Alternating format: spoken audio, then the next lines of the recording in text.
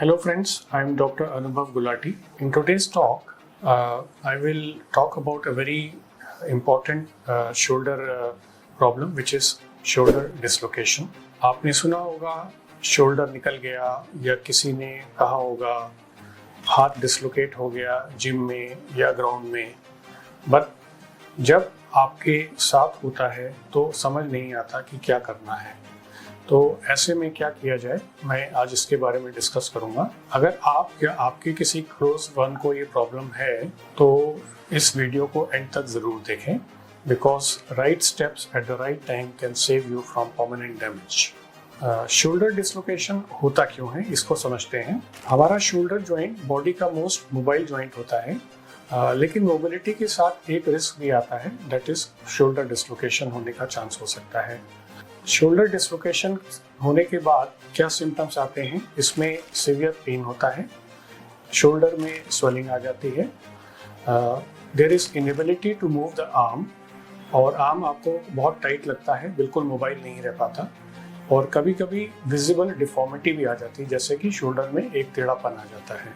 ये डिसलोकेशन होता कैसे है?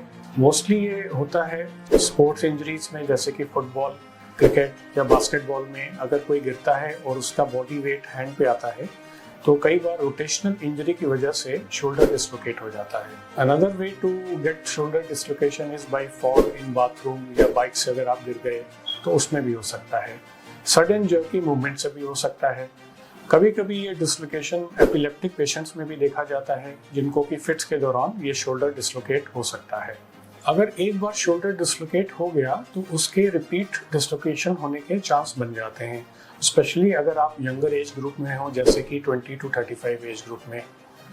तो ऐसे में प्रॉपर ट्रीटमेंट लेना बहुत ही ज़रूरी है। ट्रीटमेंट को हम immediate treatment and later on treatment में डिवाइड कर सकते हैं। So what to do immediately after dislocation? First of all, do not try to pop it back yourself. ये सबसे बड़ी गलती हो सकती है जो कि फर्दर इंजरी कर सकती है। अगर किसी का शोल्डर डिसलोकेट हो गया हो तो सबसे पहले उसे एक अवेलेबल क्लॉथ स्लिंग या टॉवल में उसको सपोर्ट कर सकते हैं, आइस लगा के स्वेलिंग और पेन को कम कर सकते हैं, और जल्द से जल्द अपने नियर बाय ऑर्थोपेडिक स्पेशलिस्ट को जरूर दिखाएं, क्योंकि timely reduction and proper care is must in these cases. Doctor के पास जाने के बाद क्या होता है, पहले हम कंफर्म करते हैं डिसलोकेशन को क्लिनिकल एग्जामिनेशन द्वारा, या फिर हम एक्सरे करके और एमआरआई करके भी इसके बारे में पता लगा सकते हैं। फिर जॉइंट को जेंटली रिड्यूस किया जाता है, मोस्टली अंडर सिडेशन, मींस कि कुछ नींद का इंजेक्शन देके और आपका शोल्डर को रीसेट किया जाता है। लेकिन ये सब सेफ तभी हो सकता है जब किसी ट्रेन स्पेशलिस्ट द्वारा किया जाए। होम रेमेडीज या झटका मार के शोल्डर को ठीक कराना ये डेंजरस हो सकता है, इसमें फर्दर इंजरी हो सकती है, कई बार फ्रैक्चर भी हो जाते हैं। So what are the treatment options after reduction? Once the emergency is over and the shoulder is reduced, तो हमें आगे क्या करना है? After the initial 2 to 3 weeks of rest in the sling, then the shoulder is mobilised. उसमें हम physiotherapy start कराते हैं और कुछ structured post shoulder dislocation programme patients को दिए जाते हैं, जिसमें उनके शोल्डर की स्ट्रेंथ, मोबिलिटी वापस रिस्टोर की जाती है। पर अगर किसी पेशेंट का डिसलोकेशन बार बार हो रहा है, स्पेशली इन यंग एथलीट्स, तो हम रिकमेंड करते हैं एक आर्थ्रोस्कोपिक सर्जरी, जिससे शोल्डर के कैप्सूल को टाइट किया जाता है। इस सर्जरी को कॉमनली बैंकार्ड रिपेयर बोला जाता है।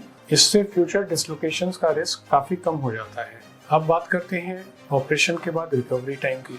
वैसे तो हर पेशेंट अलग अलग रिकवरी लेता है, बट जनरली सिंपल डिसलोकेशन के बाद अगर बिना ऑपरेशन के ट्रीटमेंट किया जाए तो 4 से 6 हफ्ते में पेशेंट अच्छी रिकवरी ले लेते हैं। अगर किसी पेशेंट में सर्जरी की गई है तो उन्हें 2 से 3 महीने का वक्त चाहिए होता है। उसमें 2 स्टेज में फिजियोथेरेपी कराते हैं, 0 to 6 वीक्स और 6 to 12 वीक्स में। तो गुड न्यूज़ ये है कि अगर आप प्रॉपर ट्रीटमेंट और रिहैब लेते हैं तो आप फुल एक्टिव लाइफ लीड कर सकते हैं।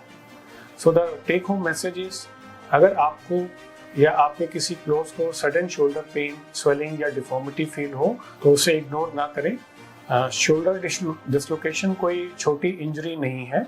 Early treatment is the key to faster healing and low risk of repeated injuries. Thank you.